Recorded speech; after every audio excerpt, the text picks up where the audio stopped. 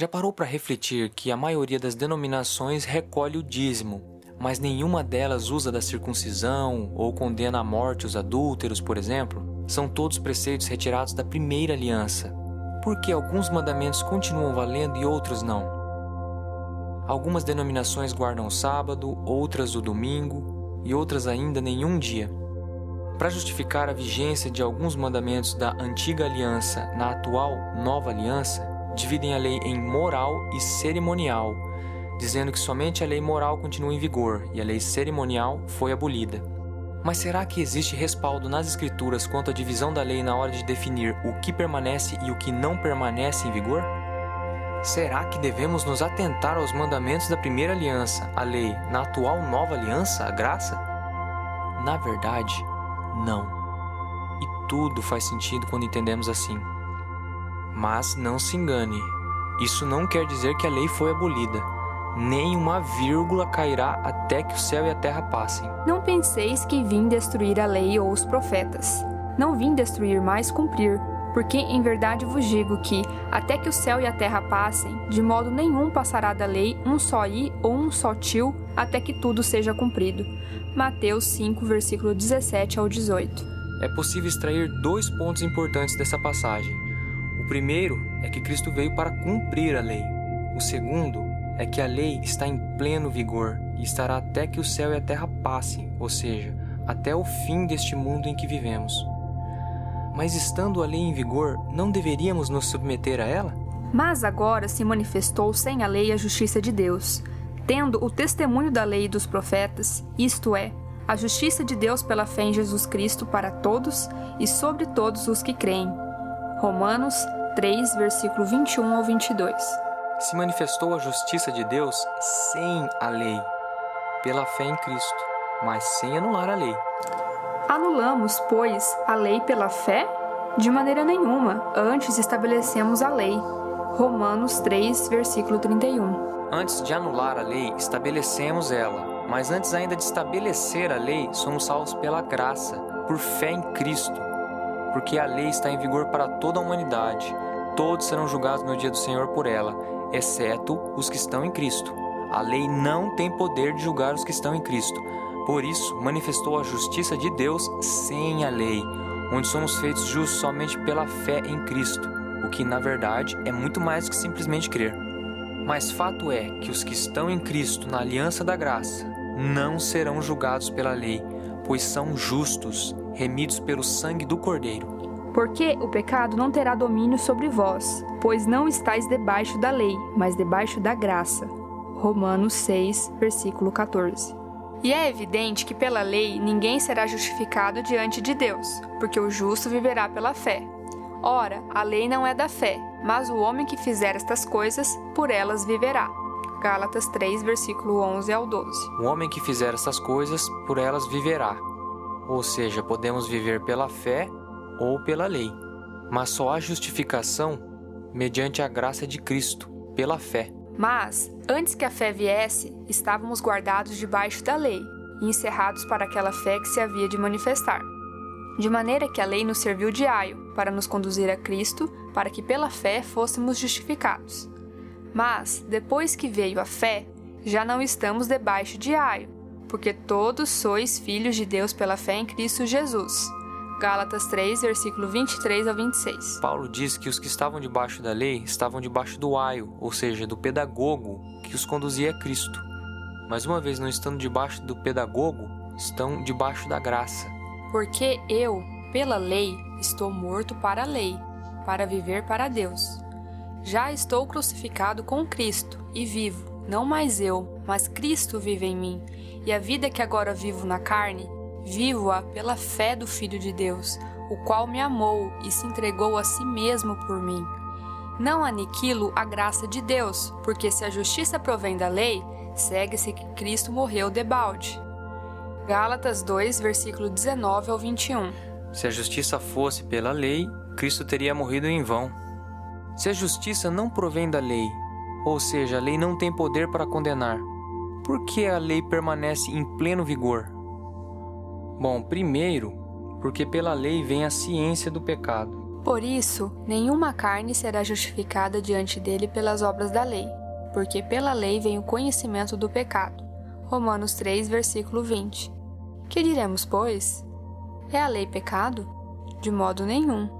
Mas eu não conheci o pecado senão pela lei, porque eu não conheceria a concupiscência se a lei não dissesse, não cobiçarás. Romanos 7, versículo 7. A lei nos mostra o quanto somos pecadores, incapazes de se achegar a Deus, mas também mostra a necessidade que temos de um meio para nos salvarmos, a necessidade que temos do nosso Salvador. A lei torna todo homem injusto, porque somos incapazes de cumpri-la. Não há um justo sequer no nosso meio. Como está escrito: não há um justo, nenhum sequer. Não há ninguém que entenda, não há ninguém que busque a Deus. Romanos 3, versículo 10 ao 11. E todos precisam de um caminho para serem libertos da lei. Mas agora temos sido libertados da lei, tendo morrido para aquilo em que estávamos retidos, para que servamos em novidade de espírito e não na velhice da letra.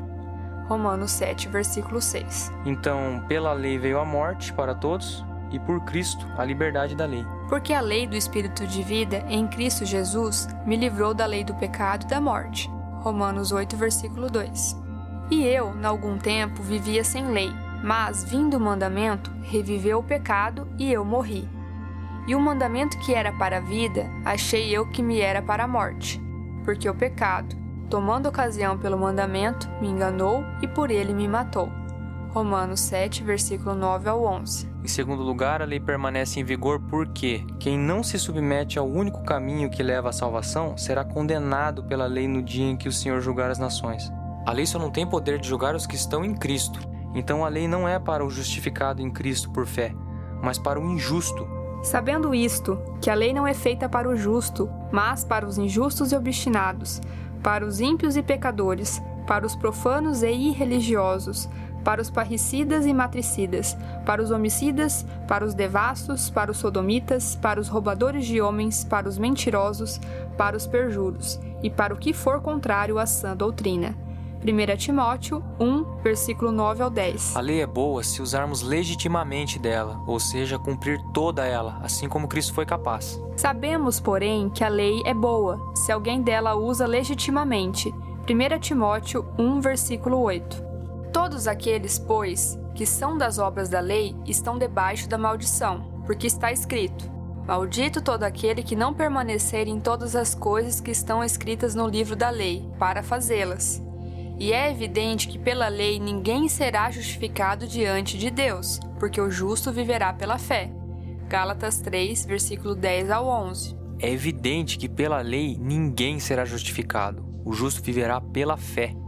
Paulo cita: maldito todo aquele que não permanecer em todas as coisas que estão no livro da lei. Porque a lei é assim: ou você cumpre toda ela, ou você será maldito. Assim como está em Tiago 2, no versículo 10, porque qualquer um que guarda toda a lei e tropeça num só ponto, tornou-se culpado de todos. E como no nosso meio não existe um justo sequer perante a lei, como somos incapazes de cumprir toda a lei, é impossível alcançar a justificação pela lei. Porque todos pecaram e destituídos estão da glória de Deus, sendo justificados gratuitamente pela sua graça, pela redenção que há em Cristo Jesus. Romanos 3, versículo 23 ao 24. Como está escrito: não há um justo, nenhum sequer. Não há ninguém que entenda, não há ninguém que busque a Deus. Romanos 3, versículo 10 ao 11. Tentar se justificar pela lei é como negar a Cristo. Separados estais de Cristo, vós os que vos justificais pela lei, da graça tendes caído. Gálatas 5, versículo 4. Por meio dele, todo aquele que crê é justificado de todas as coisas das quais não podiam ser justificados pela lei de Moisés. Atos 13, versículo 39. A lei também é conhecida como lei de Moisés porque ele foi escolhido por Deus como mensageiro para entregar a lei ao povo. Assim, meus irmãos, também vós estáis mortos para a lei pelo corpo de Cristo, para que sejais de outro, daquele que ressuscitou dentre os mortos, a fim de que demos fruto para Deus. Porque, quando estávamos na carne, as paixões dos pecados, que são pela lei, operavam em nossos membros para darem fruto para a morte. Mas agora temos sido libertos da lei, tendo morrido para aquilo em que estávamos retidos, para que sirvamos em novidade de espírito, e não na velhice da letra. Que diremos, pois? É a lei pecado? De modo nenhum. Mas eu não conheci o pecado senão pela lei, porque eu não conheceria a concupiscência se a lei não dissesse, não cobiçarás. Romanos 7, versículo 4 ao 7. Muitos afirmam que Paulo, quando diz que estamos mortos para a lei ou que somos justificados sem a lei, se refere somente à lei cerimonial. Mas eis a prova que este argumento não tem fundamento, pois no final do versículo 7, não cobiçarás, é o 10º mandamento dos 10, o que prova que Paulo se refere também à lei classificada como moral pelos que defendem a divisão da lei. Essa divisão não existe nos discursos de Paulo e em nenhum lugar nas Escrituras. Mesmo que classifiquem a lei em moral e cerimonial, Paulo está falando de toda ela. Quando diz que estamos mortos, é para toda a lei.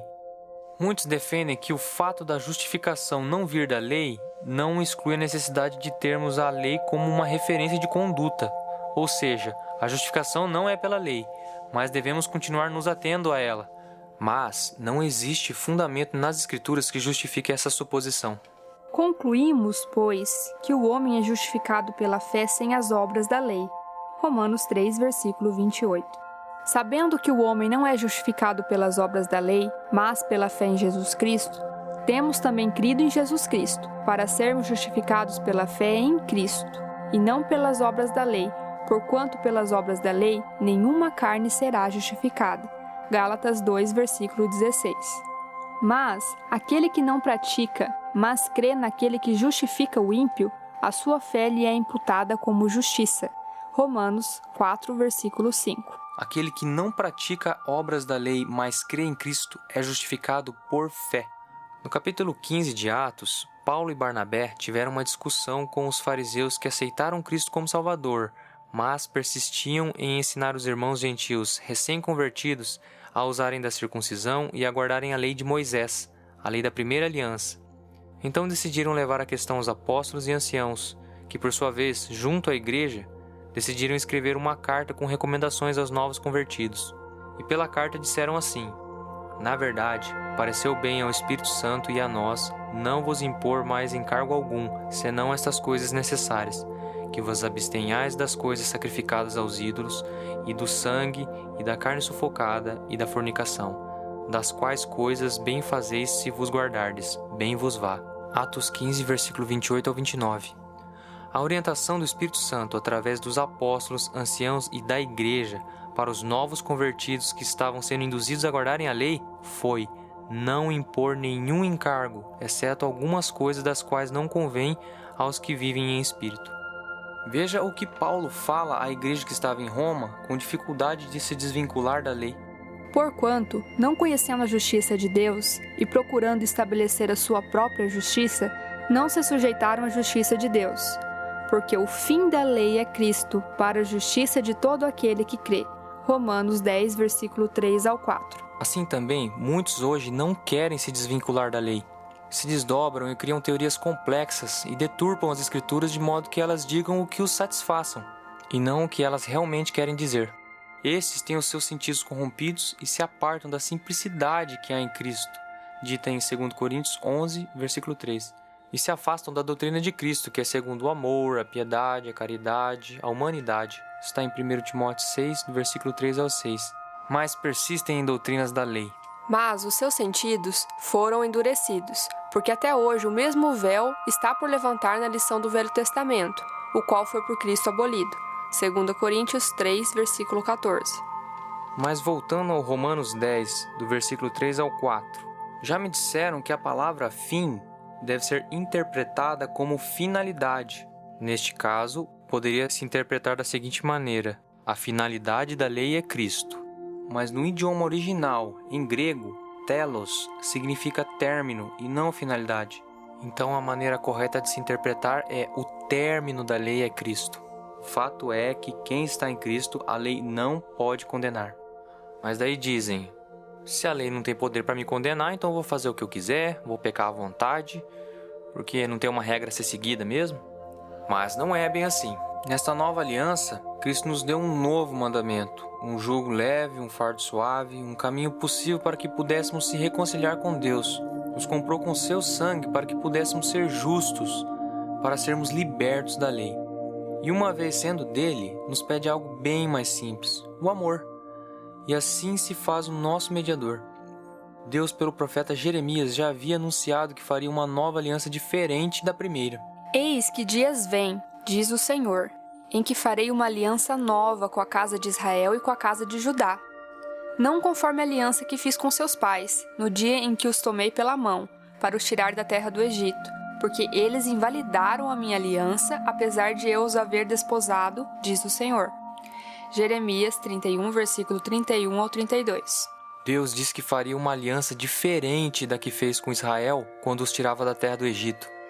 Então, necessariamente, a segunda aliança tem que ser diferente da primeira, que são os mandamentos entregues através de Moisés. Disse mais o Senhor a Moisés: escreve estas palavras, porque conforme ao teor destas palavras, tenho feito aliança contigo e com Israel. E esteve ali com o Senhor 40 dias e 40 noites. Não comeu pão, nem bebeu água, e escreveu nas tábuas as palavras da aliança, os 10 mandamentos. Êxodo 34, versículo 27 ao 28. Então vos anunciou ele a sua aliança que vos ordenou cumprir, os 10 mandamentos, e os escreveu em 2 tábuas de pedra. Deuteronômio 4, versículo 13. Na arca não havia coisa alguma, senão as 2 tábuas, que Moisés tinha posto em Horebe, quando o Senhor fez aliança com os filhos de Israel, saindo eles do Egito. 2 Crônicas 5, versículo 10. A mesma profecia de Jeremias, que se encontra no capítulo 31, do versículo 31 ao 34, foi citada na carta aos Hebreus, no capítulo 8, do versículo 6 ao 12.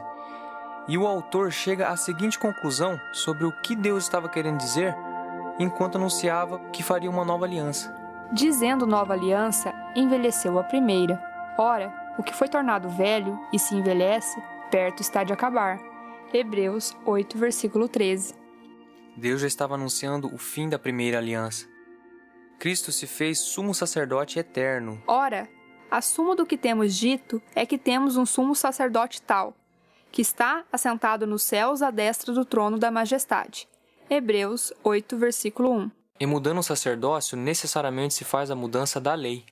Porque, mudando-se o sacerdócio, necessariamente se faz também mudança da lei. Hebreus 7, versículo 12. Mas agora alcançou ele ministério tanto mais excelente, quanto é mediador de uma melhor aliança que está confirmada em melhores promessas. Porque, se aquela primeira fora irrepreensível, nunca se teria buscado lugar para a segunda. Hebreus 8, versículos 6 ao 7. A segunda aliança não viria se a primeira fosse suficiente. Mas enfim, qual o mandamento da nova aliança? Como vimos, não pode ser o antigo mandamento, é o novo mandamento. Um novo mandamento vos dou, que vos ameis uns aos outros, como eu vos amei a vós, que também vós uns aos outros vos ameis. Nisto todos conhecerão que sois meus discípulos, se vos amardes uns aos outros. João 13, versículo 34 ao 35. Quando Cristo diz um novo mandamento, não estava se referindo a mais uma ou um conjunto de ordenanças que complementariam as demais da aliança anterior, nem um melhoramento do mandamento do Decálogo, amar ao semelhante como a ti mesmo, mas estava dizendo um novo mandamento de uma nova aliança. Sem alterar ou abolir a lei, ele trouxe uma proposta para sermos justos e alcançarmos a vida eterna sem que a lei possa condenar os que se submetem a ele. E deixa claro a distinção entre o seu mandamento e o mandamento do Pai, que é a lei entregue no ministério de Moisés. Como o Pai me amou, também eu vos amei a vós, permanecei no meu amor. Se guardardes os meus mandamentos, permanecereis no meu amor, do mesmo modo que eu tenho guardado os mandamentos de meu Pai e permaneço no seu amor. Tenho-vos dito isto, para que o meu gozo permaneça em vós e o vosso gozo seja completo. O meu mandamento é este, que vos ameis uns aos outros, assim como eu vos amei. Ninguém tem maior amor do que este, de dar alguém a sua vida pelos seus amigos. Vós sereis meus amigos, se fizerdes o que eu vos mando. Já vos não chamarei servos, porque o servo não sabe o que faz o seu senhor. Mas tenho-vos chamado amigos, porque tudo quanto ouvi de meu Pai vos tenho feito conhecer. Não me escolhestes vós a mim, mas eu vos escolhi a vós, e vos nomeei, para que vades e deis fruto, e o vosso fruto permaneça, a fim de que tudo quanto em meu nome pedirdes, ao Pai ele vo-lo conceda. Isto vos mando, que vos ameis uns aos outros. João 15, versículo 9 ao 17. Veja a clara distinção entre os mandamentos do Pai, a lei, e o mandamento de Cristo, o amor incondicional. Cristo diz: eu tenho guardado os mandamentos do meu Pai e permaneço no amor dele. Vocês têm que guardar os meus mandamentos e permanecerem em mim. E desta maneira ele se faz ponte entre o homem e Deus. Cristo foi o único capaz de cumprir todo o mandamento do Pai, a lei, e permaneceu no amor do Pai. Nós não somos capazes de cumprir a lei para se ligar ao Pai, porque, como já havíamos dito, não há um justo sequer dentre nós.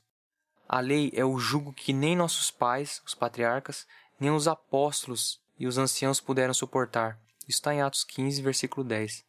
Mas o jugo suave e o fardo leve, de Mateus 11:30, é somente o amor. Cristo, pouco antes de se entregar para a crucifixão, antes do início da nova aliança, deu as últimas instruções e preparou os seus discípulos para o que haveria de vir. Ele foi incisivo quanto ao seu mandamento, o mandamento da Boa Nova, da nova aliança. Gostaria de sugerir a quem me escuta a leitura dos capítulos 13, 14 e 15 inteiros do Evangelho de João, com a mente aberta, sem qualquer influência de doutrinas carnais inventadas por homens, partindo do princípio a fim de elucidar o puro e genuíno Evangelho. Cristo nasceu na lei e, como judeu, cumpriu a lei e está no Pai. Nós precisamos cumprir o que Cristo nos pede para estar nele. E é assim que Cristo se faz mediador entre Deus e o homem, e ele nos pede somente o amor. Porque toda a lei se cumpre numa só palavra, nesta: amarás ao teu próximo como a ti mesmo. Gálatas 5, versículo 14. A ninguém devais coisa alguma, a não ser o amor com que vos ameis uns aos outros, porque quem ama aos outros cumpriu a lei. Romanos 13, versículo 8. Levai as cargas uns dos outros, e assim cumprireis a lei de Cristo. Gálatas 6, versículo 2. A lei de Cristo é o amor ao semelhante. Cristo só nos pede o amor, simples assim, a caridade, a piedade, compaixão, clemência, humanidade, etc. Mas temo que, assim como a serpente enganou Eva com a sua astúcia, assim também sejam de alguma sorte corrompidos os vossos sentidos, e se apartem da simplicidade que há em Cristo. 2 Coríntios 11, versículo 3. Se alguém ensina alguma outra doutrina, e se não conforma com as sãs palavras de nosso Senhor Jesus Cristo, e com a doutrina que é segundo a piedade, é soberbo e nada sabe, mas delira acerca de questões e contendas de palavras, das quais nascem invejas, porfias, blasfêmias, ruins suspeitas, perversas contendas de homens corruptos de entendimento e privados da verdade, cuidando que a piedade seja causa de ganho. Aparta-te dos tais. Mas é grande ganho a piedade com contentamento. 1 Timóteo 6, versículo 3 ao 6. A obra de Deus para quem está em Cristo na nova aliança é: Disseram-lhe, pois, que faremos para executarmos as obras de Deus? Jesus respondeu e disse-lhes: a obra de Deus é esta, que creiais naquele que ele enviou. João 6, versículo 28 ao 29. E o mandamento de Deus Pai para os que estão em Cristo nesta nova aliança é: Amados, se o nosso coração não nos condena, temos confiança para com Deus, e qualquer coisa que lhe pedirmos, dele a receberemos, porque guardamos os seus mandamentos e fazemos o que é agradável à sua vista. E o seu mandamento é este, que creiamos no nome de seu Filho Jesus Cristo, e nos amemos uns aos outros segundo o seu mandamento. E aquele que guarda os seus mandamentos nele está, e ele nele. E nisto conhecemos que ele está em nós, pelo Espírito que nos tem dado. 1 João 3, versículo 21 ao 24. João diz que o mandamento de Deus é que creiamos no nome do seu Filho Jesus Cristo e nos amemos uns aos outros segundo o seu mandamento, segundo o mandamento de Cristo. João continua: e aquele que guarda os seus mandamentos nele está, e ele nele. Temos a confirmação de que João está se referindo aos mandamentos de Cristo, porque se guardamos os seus mandamentos, estamos nele, e só podemos estar em Cristo. Se pudéssemos estar em Deus Pai, não precisaríamos de um intermediador. Naquele dia conhecereis que estou em meu Pai, e vós em mim, e eu em vós. João 14, versículo 20. Estai em mim, e eu em vós. Como a vara de si mesma não pode dar fruto, se não estiver na videira, assim também vós, se não estiverdes em mim. Eu sou a videira, vós as varas. Quem está em mim e eu nele, esse dá muito fruto, porque sem mim nada podeis fazer. João 15, versículo 4 ao 5. Cristo se preocupa em deixar claro que não está passando por cima da vontade do Pai quando pede para nós guardarmos os seus mandamentos e não o mandamento do Pai. Nesta nova aliança, a vontade de Deus Pai é que creiamos no seu Filho, pois Cristo é o caminho criado por Deus para a salvação dos homens. Naquele dia conhecereis que estou em meu Pai, e vós em mim, e eu em vós. Aquele que tem os meus mandamentos e os guarda, esse é o que me ama, e aquele que me ama será amado de meu Pai, e eu o amarei e me manifestarei a ele. Disse-lhe Judas, não o Iscariotes: Senhor, de onde vem que te hás de manifestar a nós e não ao mundo? Jesus respondeu e disse-lhe: Se alguém me ama, guardará minha palavra, e meu Pai o amará, e viremos para ele, e faremos nele morada. Quem não me ama não guarda as minhas palavras. Ora, a palavra que ouvistes não é minha, mas do Pai que me enviou. João 14, versículo 20 ao 24. Paulo era acusado pelos fariseus de persuadir homens a servir a Deus contra a lei. Isso está em Atos 18, no versículo 13. E muitas vezes foi perseguido e preso por dizer a verdade. Pois os fariseus não se sujeitavam à justiça de Deus e procuraram estabelecer a sua própria justiça. Não aceitavam que o fim da lei é Cristo para a justiça de todo aquele que crê. Romanos 10, do versículo 2 ao 4. Creio que, como esta mensagem gravada reproduz a mensagem de Paulo, não será diferente. Muitos se levantarão contra e dirão que esta mensagem vai contra a lei de Deus, se esquecendo que a segunda aliança, o plano de salvação por intermédio de Cristo, é plano do próprio Deus Pai. Deixemos os rudimentos do mundo, Gálatas 4, versículo 3, e a sombra dos bens futuros, Hebreus 10, versículo 1, e vivamos a atual aliança de Deus para justificação e salvação através do seu Filho. Aceitemos a proposta de Deus para o presente século. Sejamos filhos da promessa como Isaque, e não da escrava. Filhos da graça, e não da lei. Gálatas 4, versículo 21 ao 31. E por fim, vamos ler o maravilhoso 1 Coríntios, capítulo 13, de Paulo, que fala do amor como o dom supremo. Ainda que eu falasse as línguas dos homens e dos anjos, e não tivesse amor, seria como o metal que soa ou como o sino que tine. E ainda que tivesse o dom de profecia e conhecesse todos os mistérios e toda a ciência, e ainda que tivesse toda a fé, de maneira tal que transportasse os montes e não tivesse amor, nada seria. E ainda que distribuísse toda a minha fortuna para sustento dos pobres, e ainda que entregasse o meu corpo para ser queimado, e não tivesse amor, nada disso me aproveitaria. O amor é sofredor, é benigno, o amor não é invejoso, o amor não trata com leviandade, não se ensoberbece. Não se porta com indecência, não busca os seus interesses, não se irrita, não suspeita mal. Não folga com a injustiça, mas folga com a verdade. Tudo sofre, tudo crê, tudo espera, tudo suporta. O amor nunca falha. Mas havendo profecias, serão aniquiladas. Havendo línguas, cessarão. Havendo ciência, desaparecerá. Porque em parte conhecemos e em parte profetizamos. Mas quando vier o que é perfeito, então o que o é em parte será aniquilado. Quando eu era menino, falava como menino, sentia como menino, discorria como menino. Mas, logo que cheguei a ser homem, acabei com as coisas de menino. Porque agora vemos por espelho em enigma, mas então veremos face a face. Agora conheço em parte, mas então conhecerei como também sou conhecido. Agora, pois, permanecem a fé, a esperança e o amor. Estes três, mas o maior destes é o amor. 1 Coríntios 13, versículo 1 ao 13.